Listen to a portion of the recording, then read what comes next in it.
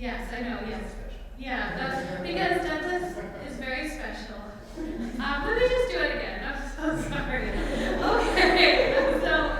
Douglas Kearney, Jordan Abel, Abigail, Chabitnoy, CAConrad, Matthea, Harvey, Lynn, Miguel, Timothy, Donnelly, Cecilia, Pavón, Phillip, Williams, and Lynn. So please join me in welcoming Douglas Kearney.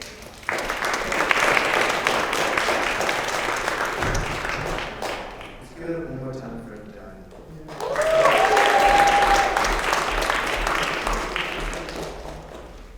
Alright, so I'll start off with the water theme and then go elsewhere. Every day I guess. I play the stone while old river tonguing me could fret me to grit. Nah, not fret, but loves me up what they do on the regular. I'm a lover when I'm fighting, peaceful, here lately. When I cry, say, he's having River's babies, and so. On the regular, I tend them. I tend to look mad as I find me. More sand now, but nah. I'm fitful when I'm sleeping, wakeful a minute. My ears wet when I get up, like drowning, though I've never. All my dreams Chevrolet heavy. This land would swallow me for one damn pearl. This next poem is called Show. And it's a torsion, which is a form that a former student of mine created, modeled after a blend of sestinas and lace weaving patterns. Some need somebody or more to aid sweat on some site. Bloody, pearl or dirty spit, hocked up for to show who gets eaten. Rig, body up, bow, bow, to breeze a laced jig, and sway to grapes good fiddling. Pine deep, dusk, a spot where stood body. Thus they clap when I mount honk, jig up the lectern. Bow to say, it's all good. We gathered, withstood the bends of dives deeper, darker. They clap as I get down. Sweat highlights my body. How meats dyed bloody look fresher for showing. I got deep, spit out my mouth. A rigid red ride. Bloody melon. Ha! No sweat. Joking. Nobody knows the trouble. Ring full of days. Show I fix this mess. Spit in tragedy's good eye. This one's called Jigger Gobblers. Then bow housefully. They clap. Be misunderstood. Hang notes high or deep. Make my tongue a bow. What's the gift? My good songbox? The gift! Jiggle nickels from deep down my craw. They clap. Ah, so jolly. Stood on that bank. Body picked over. Bloody Rado. Braxton sweat. Brow syndrome. Spit out a sax bow. Rig, niggerish, negrocious show of fields. For show, sweat equals work. Bloody ink pot of body. I stay nibbed in. Show, never run dry. Rigorously, I spit out stress feet. Lines jig. Ha, ha, ha, ha. Good one that I is bow. Deep but not out. Stood shining. Dim the they got. Waves slapping halls. Deep don't mean sunken. Goods not yummy. Right bow blanched with foam. Jig jigs. This one's called they clap. Barrow. So much deep ends upon dead. Stood I on that bloody rise of sweet body. There you is too. Sweat it lets. They clap. Right some ass post spit told it. I said show.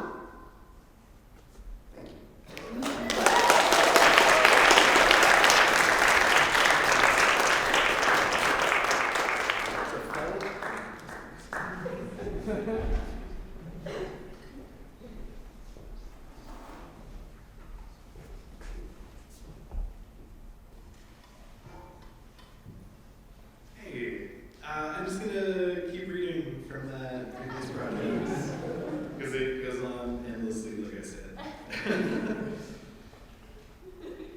When tomorrow finally arrives, when the soft silvery wind rushes through the branches, when the bodies are swallowed by the forest, when the air is warm and broken, when the bodies seem to disappear from 60 or 70 feet up in the air, when there is a moment, when the light spreads through the brush, when the sun directly above the earth is blinding, the air and the broken limbs and the silvery clouds and the blood and the rocks and the skulls and the warmth of the afternoon, there is a clear sheet of water and sunken bodies somewhere below the surface. The stars will shine through the clouds, the flesh will fall away. To see the line that connects the clavicle to the sternum to the femur, to puncture the skin, to remove the fingers. There is a jawbone resting on the mossy stump of a tree trunk. There is a flat black rock below the thigh and above the skull. There are broken bodies and broken bones. In the river there is blood. Tomorrow is here again and again and again. Tomorrow is here again. Tomorrow is a line that cuts endlessly through the forest. Tomorrow is a circle. Tomorrow there will be silence. Tomorrow spreads out horizontally along all the soft surfaces. Tomorrow there will be ripples spreading outward in the water. There will be words. There will be voices. Some waters dry up. Some waters do not. Some flesh carries the scent of roses. Some flesh hangs from the trees. Some flesh is soft. In the afternoon, the mud will harden and fall from the bone. Bodies in the heat of the afternoon. Bodies reflected on the glassy surfaces of the water. Bodies in the sun. Bodies in the passageways. If and only if there are still passageways between the broken rocks. If there is tumbling in the air a mile above us. If the darkness never lifts. If blood is gushed from every throat. If some other softer place is not softer at all, if there is a bellowing in the passageways between the broken rocks, if there is land and hunger and breath and fire, if the moon reflects the light from the sun, if slow intermingling drifts of sounds and scents float through the air, if bark is peeled from a tree, if blood runs like a river, if there is fear, if there are ripples in the lake water, if there is, in fact, still a sun after the woods grow dark, if there are caverns in the rocks that lead us into darkness, if there is old light and bright mist and glassy rocks, if the woods disappear into the night, if the light between the leaves is just moonlight, if a broken line branches into the east, if the bodies hang in the trees, if the south bank remains a point in space, if the smoke consumes the forest, if there are moments that intersect with other moments, if bodies float down the stream, if there are roses, if the soft curvature of the lake shines in the light from the sun at dawn, if there are no more hills or banks or caverns or ravines, if there are connections between precipices, if a line is drawn, if waters rise, if there are parallels between the tree branches, if there are voices, if the blood sprays into the air, if there are leaves floating in the river, if the water from the river branches silently towards the lake, if the lake stretches for miles and miles, if the rocks just below the surface can't quite be seen, if the thousands of glittering stars above are never quite visible in the light of the afternoon, if the trees that have fallen in the river sink down to the riverbed, if there is the taste of wilderness in the air on the southern shore, if there is a gust of wind that follows the curvature of the valleys and glides up to the black clouds 60 or 70 feet up in the air. Thank you.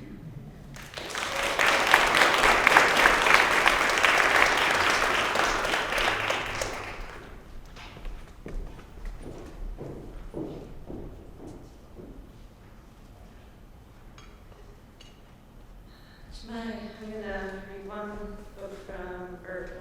poem from my book, and then one from Lynn work. All kinds of water. She gets her power from the water. She removed her ribs and buried them in a row, having dreamt she would lose them. She slept and dreamed. In her dreams, she could not breathe. She couldn't breathe in her dreams. They there was no air. She woke to find her chest was sand, her ribs were rock, her lungs fire weeding through the faults. Her body sand was baking, she was baking in the sun, her body was in her belly hard, there was fire. She became hard, so she crawled to the sea and dipped her glass hands in the water. In the water, her hands became soft and pliant. She dipped her body in the water. She pulled the water through her heart, through her lungs, into her belly. In the water, she could move freely, but above the water, she was hard and hot and could not move. Above the water, she was a red mouth, a wound spitting fire. And because I presented on the Celtic language, I thought I should make sure I read one of those. So this is called Anatomy of a Wave. How do you say a wave that eats people? How do you say a wave that consumes us? How do you say a wave capable of carrying us away? How do you say a wave is capable? How do you say a wave is culpable? The water is waking up, kangyuk angaktut, compounded by our fetch. How do you measure the distance between us and not us? You can't get big waves in a small pond, however hard or long the wind blows. But a good woman should be fetching still. That's what you told us. Bottle fetching in small vials. Scarcity drives the market. Let me share with you my unbottled fetch, and let it be abounding. If a modest wind blows over water uninterrupted for hundreds of miles, how do you say a people that is culpable? How do you say a people that is capable? Nuna ushnerduk. Heavy rains wash away a little, then a little more. Records tend to scarcity. Kayak miktok. Grandmothers, tell your granddaughters stories of how your grandmothers survived. Koyana, thank you.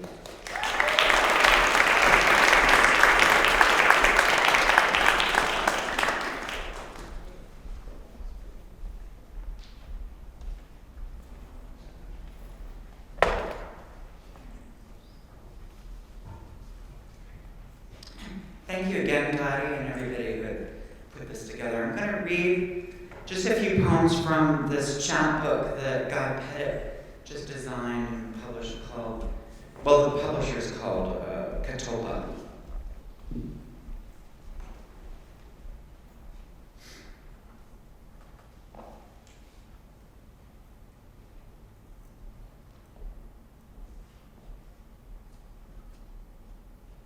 I was trying to not be one of those poets who does what I'm doing right now. Okay, here it is, I found it.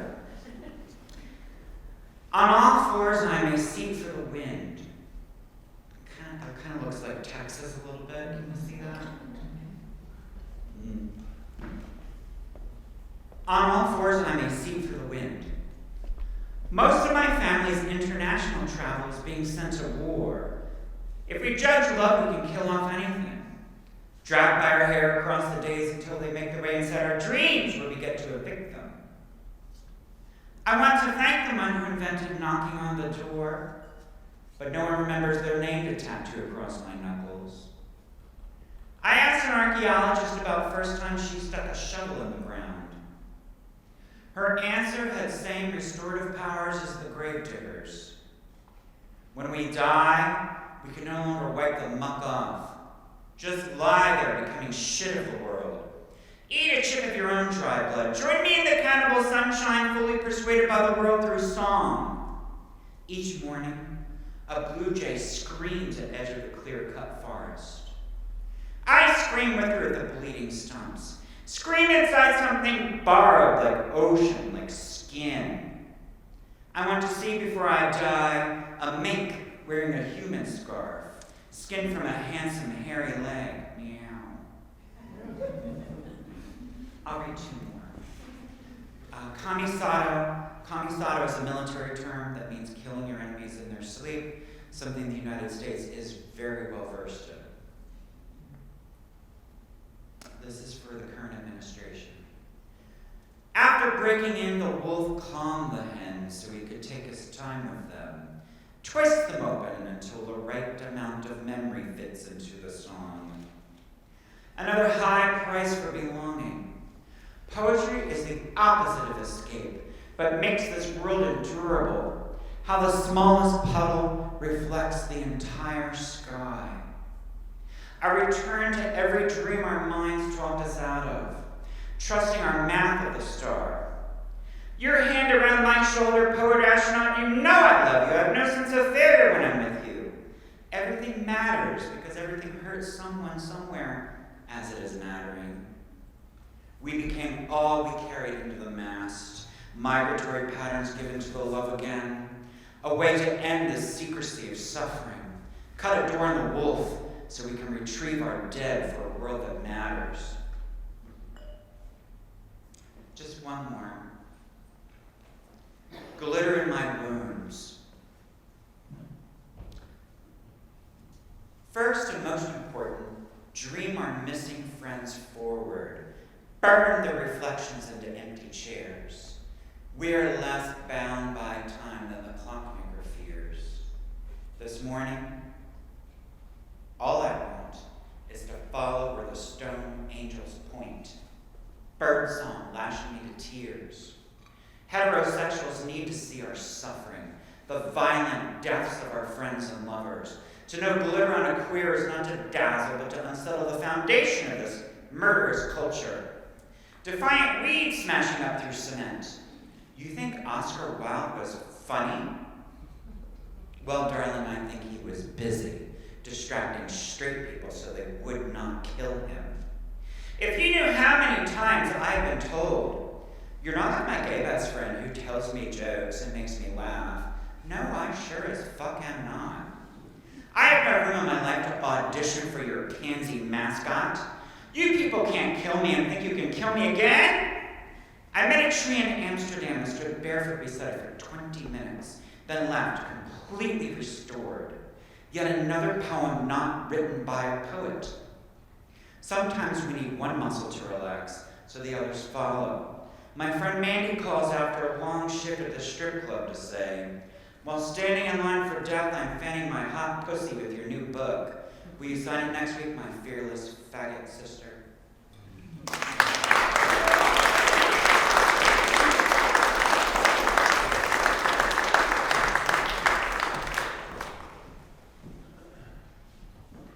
Here's my pen I left hours ago.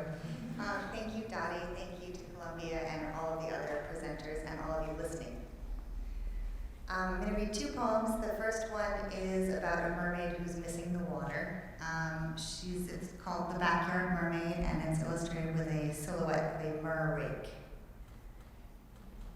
She has a rake for a tail. The Backyard Mermaid. The backyard mermaid slumps across the bird bath, tired of fighting birds for seeds and lards.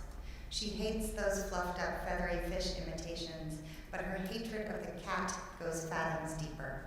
That beast is always twining about her tail, looking to take a little nip of what it considers a giant fish. Its breath smells of possible friends.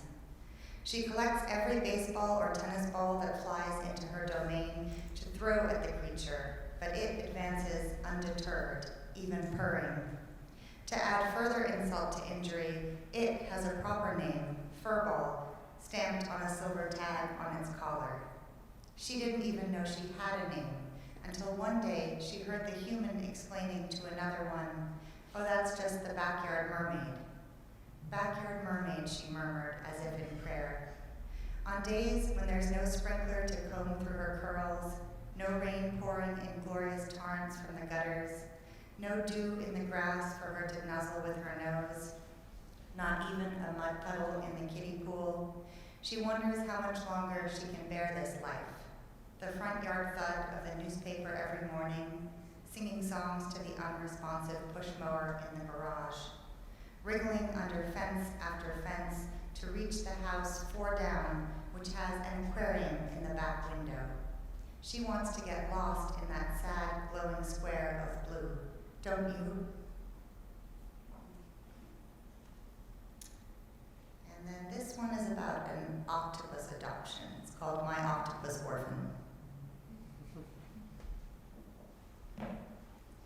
My octopus orphan thinks his suction cups are radios. He presses them to his head, and it's always Ma playing on AM, Father on FM. His eyes turn inward, and he buries himself in the sand. When the cephalopod sonogram comes back, it shows his poison sac is chock-a-block and leaking internally, his ink sac predictably empty after the hundreds of gloomy telegrams with which he's muddied the walls of his glass world. I know it's an aquarium cliche, but I buy him a tricked-out shipwreck from Goldfish Utopia. Sometimes he squashes himself inside, leaving only his hard beak on deck, and the only way to lure him out is with his favorite snack of snails. He sure knows how to look lonely. Though I hold it in the water long enough, he never takes my hand. He understands. There was the sea, then me. Thank you.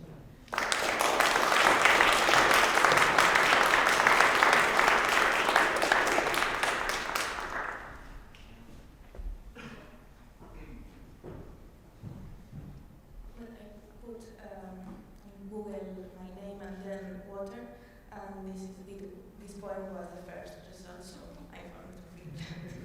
It's in Spanish, I'm sorry. Or not. En la isla hay flores extrañas. Un poeta feo me dijo que no escribiera gladiolo en un poema. El poeta feo no quería gladiolos. El poeta feo repudiaba la palabra gladiolo, cuando en realidad es una palabra muy hermosa. Me gusta la palabra gladiolo, como me gusta la palabra albaricoque, la palabra ceniza, la palabra siesta. Son palabras que amo por cómo suenan, por cómo significan, por cómo me recuerdan a cosas que no hacen daño. No me hace daño recordar la flor. No me hace daño recordar el jugo del albaricoque en mi barbilla. No me hace daño la ceniza de ti, la ceniza de ella en mis manos, la ceniza de ella antes de ser ella, la ceniza de ella antes era un cuerpo, la ceniza de ella no me hace daño porque fue cuerpo y ahora es agua porque lo dice un poeta tan guapo como la siesta. La palabra siesta no me hace daño porque me calma. Son horas de calma en la cama contigo. Cuando estoy en la siesta hueles al albaricoque. Cuando estoy en la siesta hueles a gladiolo. Cuando estoy en la siesta no pienso en la ceniza, ni en el daño, ni en el sueño, ni en los poetas feos, ni en las palabras feas, ni en que la vida es fea, aunque a mí me gusta. Thank you.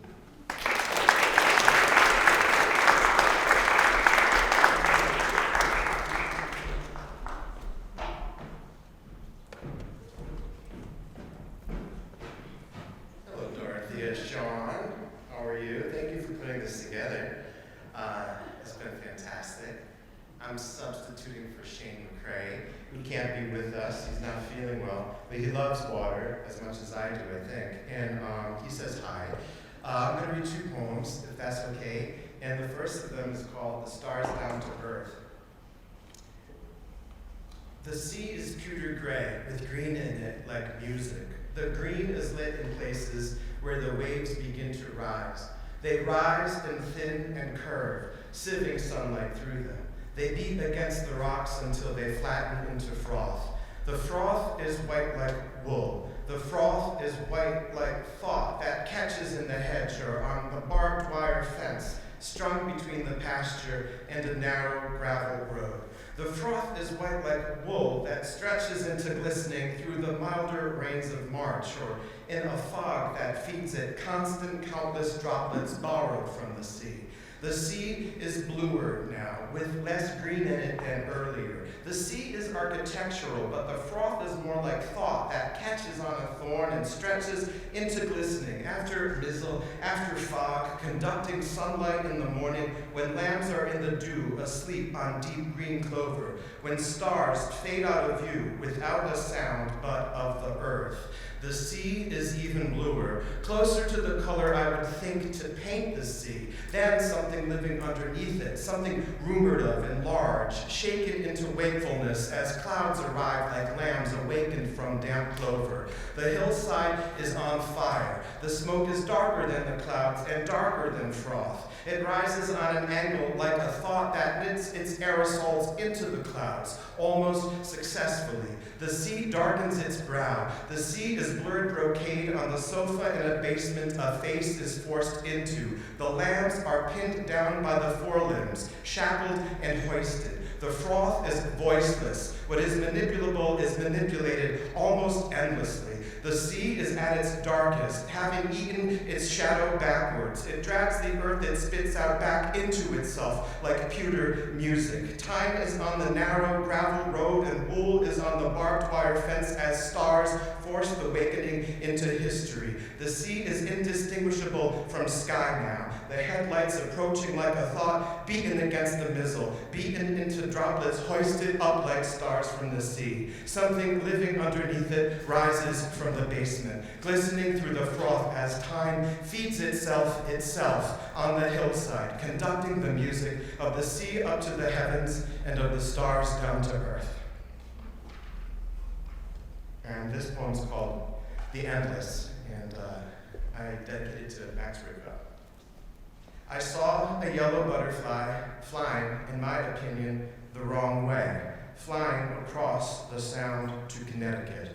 I saw a cormorant, oily looking, flying close to the sea's surface, precisely as I floated on it, on my back in the attitude of the crucifixion, minerals in my body in conversation with the minerals of the sea. About the sun, how can I possibly add to what's already been said so well by the ancients, and said with an austerity I'll never know? It is an honor to take a back seat to the ancients. Who knew how? I was a fat white fish dissolving under the sold-out stadium sun like a god. But like a god, I could live through anything. Thank you.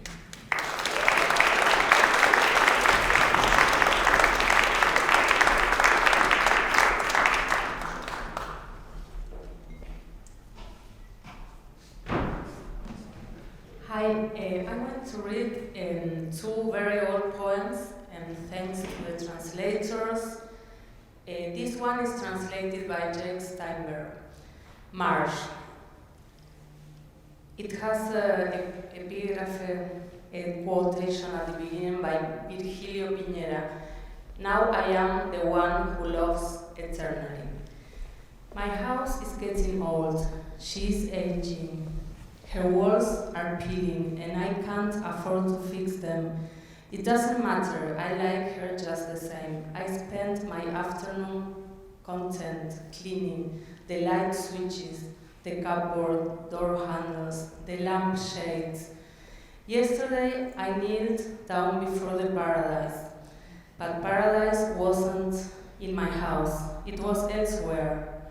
I saw it when I was walking. It was a city park. A damp park with barren trees and Christmas decorations on the branches, full of dogs and elderly people and the tiniest of kids. Spring, having given her fruits, filled the park with wild birds. I wanted to go in, but it had gates, put there by the municipality. Gates, black and sharp, and staring at them, I said, "Give me back my paradise, or I'll have to make my way in kicking, even though that's not how you are supposed to enter. I had to break the glass door with my body. and then all the blood I spill won't suffice. Who knows what the gates of happiness were made of? I never saw them. The flight of steps leading to them never appeared to me. When I was on the bus, the afternoon hurt me with its savor of light, and many other things hurt me that I wouldn't be able to describe. And I obsessively repeated the same old song. What I really want is a marsh. Would there be a marsh in the park, a marsh just for me? I know it's a crazy idea, but that's why I've also cried. I won't have my marsh. I never have it. But I envision it perfectly, just as one envisions everything they say about it. Its humidity is overwhelming. There are bugs, and the moss forms a huge ring, like a carpet surrounding it. My feet slip, and I'm not afraid. Rattans cross my face, the blackbirds sing, the animals move with still. Countless stars emerge, and the vines are like people. And this last one is translated by Stuart Krinko, and it's called Bog. Only art is happiness. I suspect that the words poured into this notebook aren't born of love. They are not love poems. Maybe my love for the natural world is stronger. Little revelations like the pink eggs of some kind of spider or fish in the trunk of a tree. Water lowers and rises, and I love how it comes and goes. My son is afraid of lightning bugs. Maybe love is denied to me forever, or perhaps I'll find it in the future somewhere. Love with all the power it contains. Maybe I'm unaware of what causes all this. Yesterday, he told me my brain worked slow, and I laughed. I'm sure my brain does work in a slow way, like it goes from side to side instead of forward, like a crab. Sometimes I feel like my ideas unfold in a bag, a mire. All his movements through the world are incomprehensible to me. His intentions appear to me like a closed space, one that can't even be called mystery. They are more like a hard object, a strange body, maybe a rock from another planet that will sink into the sea. Thank you.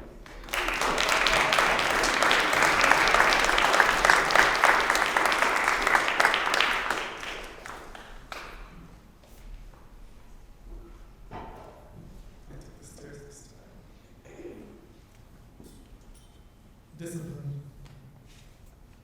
First thought, the speckled darkness was a storm's arrival, shocking birds from their perches. Second thought, not birds suddenly up, but a hand across, 5 digits, their own 5 violences: betrayal, velocity, blood tooth, quiver. Will he return? Then thinking itself became uncanny. Cheek forced to blush, head still thrown awry as though from pleasure, such that pleasure was refashioned. Storm, feathers, vast blur.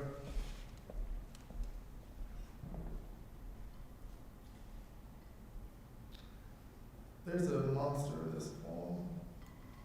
It's called the Biloko. It's a Zaire kind of dwarf that has the ability to whistle in order to hypnotize this victim and then eat it under hypnosis. It doesn't do that in this poem. It's just negative. In the beginning, 6 children jump double dutch in autumn rain, and the rope's helix is a 7th scene. It opens and closes its eyelid, and through its quick-fire lens, the smallest child jumps. Rain in her hair, her bare feet slap concrete church rhythmic as tambourines. I watch the girl keep time, then look past her to the other side of the rope twirl's wet eye, brick tenements cementing my scene to an ancient memory. The game turned gate into history creates. Was it the door of no return, beckoning return, or the doorway to my grandmother's mind? Her stroke-stunned body stripped of words, it heavy with language, blink and cry, her hand tight around my hand, the hospice dizzy with our want. Her moans cradled both curse and confession, and those children, the beneficent's right hand, sing the words my grandmother lost. A rhyme to heal the days in the whoosh clack of a whip, turned so fast it whistled, their feet escaping in place. Mercy, even the gods run home in stillness, tossing up a spiritual to greet the falling rain.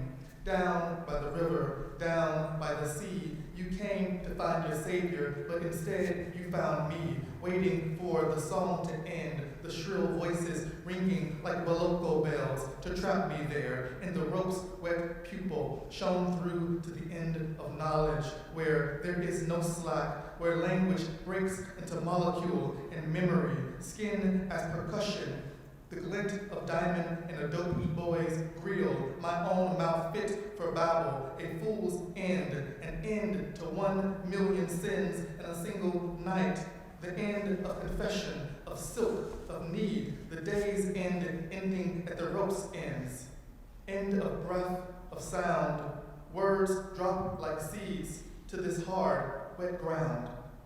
Thank you.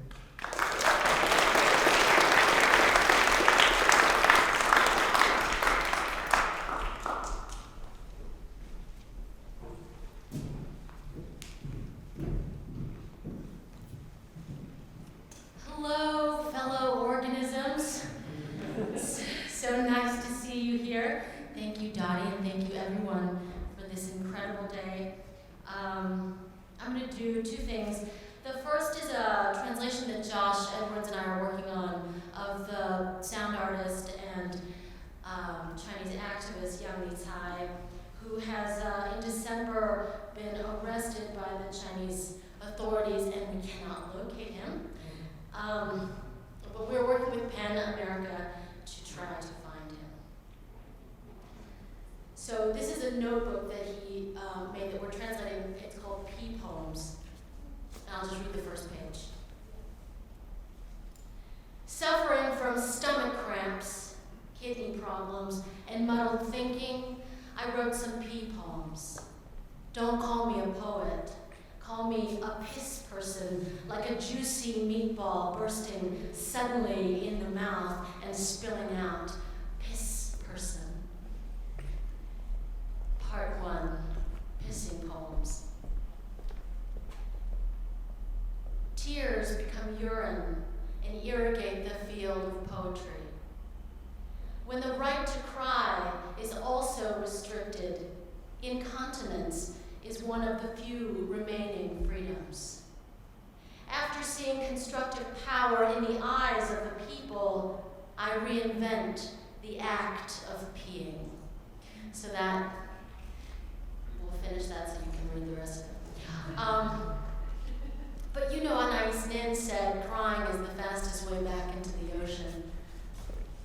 So the second thing that I will read is something I wrote in 2012. And since I get to be the last sort of person you hear, well, not necessarily, but this, I would like to, it's called a nocturne, and I would like to maybe ask you to close your eyes so I can offer it as a kind of blessing. Nocturne.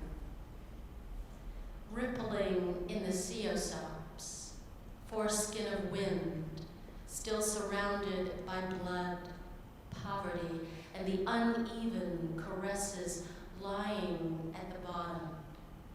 Dreaming, dreaming, days of complete idleness, urinating without rejection, transparent at 5, 6 in the afternoon, now rising, now setting, a windbreak of gum trees, etc., the edge of time, etc.